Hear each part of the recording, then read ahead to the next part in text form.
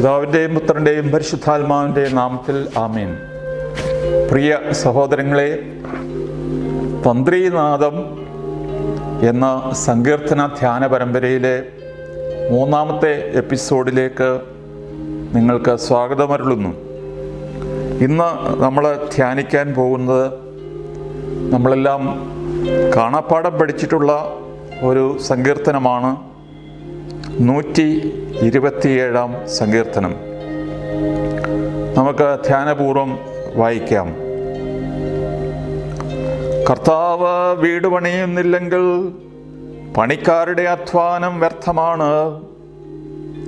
കർത്താവ് നഗരം കാക്കുന്നില്ലെങ്കിൽ കാവൽക്കാർ ഉണർന്നിരിക്കുന്നതും വ്യർത്ഥം.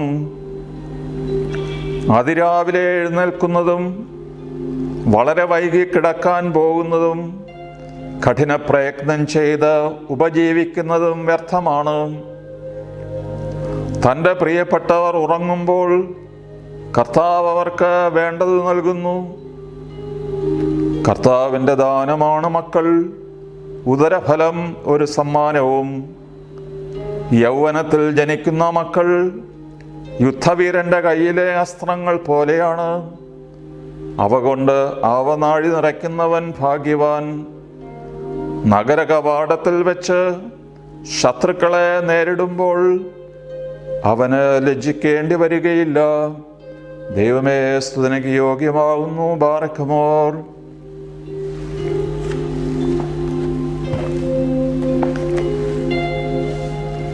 അഞ്ച് വാക്യങ്ങൾ മാത്രമുള്ള ഈ സങ്കീർത്തനം ആശയം കൊണ്ടും ഒരു പദ്യത്തിലെ പ്രാസത്തിൻ്റെ ചാരുത കൊണ്ടും മനോഹരമായ ഒരു കീർത്തനമാണ്. ഇത് സോളമൻ രചിച്ചതാണ്. ആരോഹണ കീർത്തനമാണ് എന്ന് പറയുമ്പോൾ ജെറുസലേമിലേക്ക് തീർത്ഥാടനം നടത്തിയിരുന്ന ആൾക്കാർ പാടിക്കൊണ്ട് പോയിരുന്ന ഒരു കീർത്തനമാണ്. ഇത് സോളമൻ്റെ ജീവിതവുമായിട്ട് ബന്ധപ്പെട്ടതാണ് എന്ന് പറയുമ്പോൾ ഇസ്രായേലിൽ ഏറ്റവും കൂടുതൽ നിർമ്മാണ പ്രവർത്തികൾ ചെയ്തിട്ടുള്ള ആള് സോളമനാണ്. അതിമനോഹരമായ ബൃഹത്തായ ദൈവാലയം, രാജകൊട്ടാരം, ലെബനോൻ കുന്നുകളിൽ വേനൽക്കാലത്ത് പോയി താമസിക്കുവാനുള്ള കാനന കൊട്ടാരം, 700ഓളം ഭാര്യമാരും 300 ഉപനാരിമാരും ഉണ്ടായിരുന്ന സോളമൻ ധാരാളം കൊട്ടാരങ്ങളിൽ ആണ് ഈ സ്ത്രീകളെയെല്ലാം താമസിപ്പിച്ചിരുന്നത്. അദ്ദേഹത്തിൻ്റെ സിംഹാസനം ദന്തം കൊണ്ട് നിർമ്മിതമായിരുന്നു. അദ്ദേഹത്തിൻ്റെ വീട്ടിൽ ഉപയോഗിച്ചിരുന്ന പാത്രങ്ങൾ തങ്കം കൊണ്ടും സ്വർണം കൊണ്ടും നിർമ്മിച്ചവയായിരുന്നു എന്ന് പറയുമ്പോൾ ആഡംബരത്തിൻ്റെ ഔന്നത്യം എത്ര വലുതാണ് എന്ന് നമുക്ക് മനസ്സിലാക്കാൻ സാധിക്കും. 1 രാജാക്കന്മാർ 10-ാം അധ്യായത്തിൽ എത്യോപ്യ എന്ന രാജ്യത്തിലെ ഷേബ രാജ്ഞി ശലോമോൻ്റെ വിജ്ഞാനം കേൾക്കാനായിട്ട് വരുന്നുണ്ട്. അവൾ രാജകൊട്ടാരത്തിൽ വസിച്ച് കണ്ട കാര്യങ്ങളെല്ലാം അവൾ വർണ്ണിക്കുന്നുണ്ട്. ഇത്രയും വലിയ ആഡംബരം അവൾ ആയുസ്സിൽ കണ്ടിട്ടില്ല എന്ന് പറയുന്നു. ഇത്രയും വലിയ വിജ്ഞാനം ശലോമോനിൽ നിന്ന് മാത്രമേ കേട്ടിട്ടുള്ളൂ എന്നവൾ പറയുന്നു. അവൾ പറയുന്നു, അങ്ങയുടെ സന്നിധിയിൽ സദാ കഴിഞ്ഞുകൂടുകയും ജ്ഞാനം ശ്രവിക്കുകയും ചെയ്യുന്ന അങ്ങയുടെ ദാസന്മാർ എത്രയോ ഭാഗ്യവാന്മാർ. ശലോമോൻ തന്നെ സഭാപ്രസംഗകൻ 1-ാം അധ്യായത്തിൽ പറയുന്നു, എൻ്റെ നയനങ്ങൾ അഭിലഷിച്ചതൊന്നും ഞാൻ അവയ്ക്ക് നിഷേധിച്ചില്ല. ഞാൻ അനുഭവിക്കാത്ത സുഖങ്ങളില്ല. എൻ്റെ പ്രയത്നങ്ങളിലെല്ലാം എൻ്റെ ഹൃദയം സന്തോഷിച്ചു. കുറച്ചു കഴിഞ്ഞ് അദ്ദേഹം പറയുന്നു, എല്ലാം മിഥ്യയും പാഴ്വേലയുമായിരുന്നു. സൂര്യന് കീഴെ ഒരു നേട്ടവുമില്ല എന്ന് എനിക്ക് ബോധ്യപ്പെട്ടു.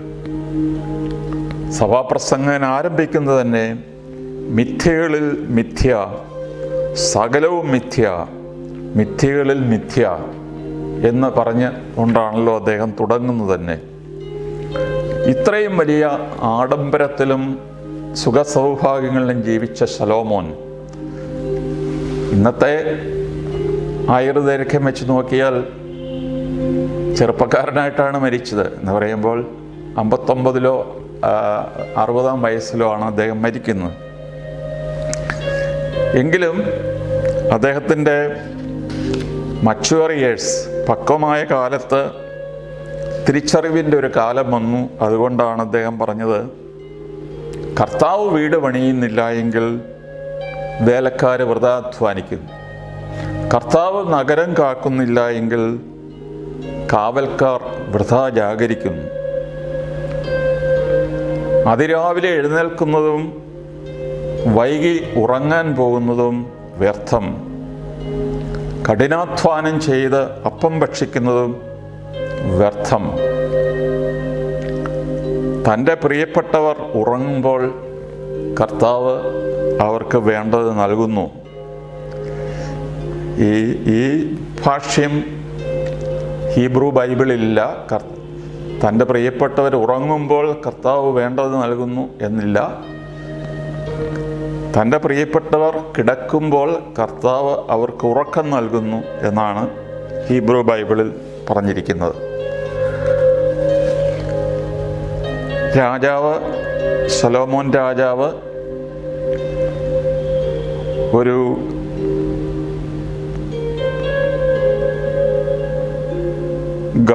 ഗബാഓൺ എന്ന് പറയുന്ന സ്ഥലത്ത് 1000 മൃഗങ്ങളുടെ ബലിയർപ്പിക്കുന്നു. അതിനുശേഷം അദ്ദേഹം കിടന്നുറങ്ങിയപ്പോൾ അദ്ദേഹത്തിന് ഒരു ദർശനം ഉണ്ടാകുന്നു. ദർശനത്തിൽ ദൈവം അദ്ദേഹത്തോട് ചോദിക്കുന്നു, ശലോമോനെ, നീ എന്തു വേണമെങ്കിലും ചോദിച്ചുകൊള്ളുക, ഞാൻ നിനക്ക് തരും. ഇപ്പോൾ ശലോമോൻ ചോദിക്കുന്ന, കർത്താവേ, എൻ്റെ പിതാവിൻ്റെ കാലശേഷം അവിടുന്ന് എന്നെ തിരഞ്ഞെടുത്തു ഈ വലിയ ജനതയെ നയിക്കുവാൻ. എനിക്ക് ഈ വലിയ ജനതയെ നയിക്കണമെങ്കിൽ എനിക്ക് വേണ്ടത് വിസ്ഡം, ജ്ഞാനം, വിവേകം, ഇതാണ്. അപ്പോൾ ഹീബ്രുവിൽ ലേബ് ഷെമോവ എന്ന് പറഞ്ഞാൽ ശ്രവിക്കുന്ന ഒരു ഹൃദയം എനിക്ക് തരണം. അതാണ് നമ്മൾ ഈ വിസ്ഡം എന്ന് അല്ലെങ്കിൽ ജ്ഞാനം എന്നുള്ളത് കൊണ്ട് നമ്മളിവിടെ ഉദ്ദേശിക്കുന്നത്. ദൈവത്തിന് ഈ ശലോമോൻ്റെ അപേക്ഷ ഇഷ്ടപ്പെട്ടു. എന്നിട്ട് പറഞ്ഞു, നിനക്ക് ഞാൻ ജ്ഞാനം നൽകുന്നു, നീ ചോദിച്ചത് ഞാൻ തരുന്നു. നീ സമ്പത്തും ശത്രുക്കളുടെ മേലുള്ള ആധിപത്യവും ഒന്നും അല്ല ചോദിച്ചത്, നീ ഏറ്റവും പ്രധാനപ്പെട്ട കാര്യം ചോദിച്ചു എന്നുള്ളത് കൊണ്ട് ബാക്കിയുള്ളത് കൂടി ഞാൻ നിനക്ക് തരികയാണ്. നീ ആയിരിക്കും ഏറ്റവും വലിയ സമ്പന്നനും പ്രശസ്തനും ആയിട്ടുള്ള രാജാവ്. അങ്ങനെ രാത്രിയിൽ ഉറങ്ങിക്കിടന്നപ്പോഴാണ് യാഹ്വേ ആകുന്ന ദൈവം അവന് വേണ്ടതെല്ലാം ചോദിച്ചതിലപ്പുറം നൽകിയത്. ഒരുപക്ഷെ അതുകൊണ്ടായിരിക്കാം തൻ്റെ ഭക്തർ, തൻ്റെ പ്രിയപ്പെട്ടവർ, ശലോമോന് ഒരു പേരുണ്ടായിരുന്നു, യദീദ. ഹീബ്രു ഭാഷയിൽ യദീദ എന്ന് പറഞ്ഞാൽ പ്രിയപ്പെട്ടവൻ എന്നാണ്. അപ്പോൾ അതേ ഭാഷ്യം തന്നെയാണ് ഇവിടെ ഉപയോഗിച്ചിരിക്കുന്നത്. ശലോമോന് നൽകിയ അതേ ദാനങ്ങൾ കർത്താവ് തൻ്റെ പ്രിയപ്പെട്ടവർക്ക് നൽകും. കർത്താവ് യേശുവിനോട് ചേർത്ത് വായിക്കുമ്പോൾ, സുവിശേഷത്തോട് ചേർത്ത് വായിക്കുമ്പോൾ കർത്താവ് പറഞ്ഞു, ആകാശത്തിലെ പക്ഷികളെ, പറവകളെ നോക്കുക, അവ വിതയ്ക്കുന്നില്ല, നെയ്യുന്നില്ല, അറപ്പുരകളിൽ ശേഖരിക്കുന്നില്ല, എങ്കിലും ശലോമോൻ്റെ സർവ പ്രാഭവത്തിലും അവനുണ്ടായിരുന്ന ഇതിനേക്കാൾ മനോഹരമായിട്ട് ഈ വയലിലെ ലില്ലികളെ കർത്താവ് അലങ്കരിക്കുന്നു.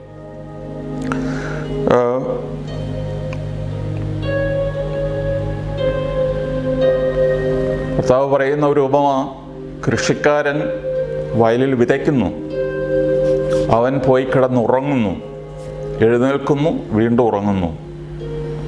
കുറച്ച് ദിവസങ്ങൾ കഴിയുമ്പോൾ അവൻ വിതച്ച വിത്ത് കിളിർത്ത് വലുതായി ഫലം പുറപ്പെടുവിച്ച് ഒരു 3 മാസം കഴിയുമ്പോൾ അത് കൊയ്യാൻ പാകമാകും. അപ്പോൾ ഈ കൃഷിക്കാരൻ എന്ത് ചെയ്തു? അവൻ നിലമൊരുക്കി, അവൻ വിത്ത് വിതച്ചു എന്നുള്ളതല്ലാതെ ഇതിൻ്റെ വളർച്ച മുഴുവൻ തമ്പുരാനാണ്. അതിന് ചൂടും, ആവശ്യമായ ചൂടും ഈർപ്പവും എല്ലാം നൽകുന്നത് മനുഷ്യൻ്റെ കാര്യമല്ല, അത് ദൈവികമായ ഒരു കാര്യമാണ്. അപ്പോൾ ഇതുപോലെയാണ് സ്വർഗരാജ്യം എന്ന് കർത്താവ് പറയുന്നു. നിങ്ങളുടെ പ്രവൃത്തിയല്ല, നിങ്ങളുടെ പ്രവൃത്തികളേക്കാൾ കൂടുതൽ ദൈവത്തിൻ്റെ പ്രവൃത്തിയാണ്. അതുകൊണ്ട് അത് ദൈവത്തെ ഏൽപ്പിക്കുക എന്നാണ് യേശു പറഞ്ഞത്.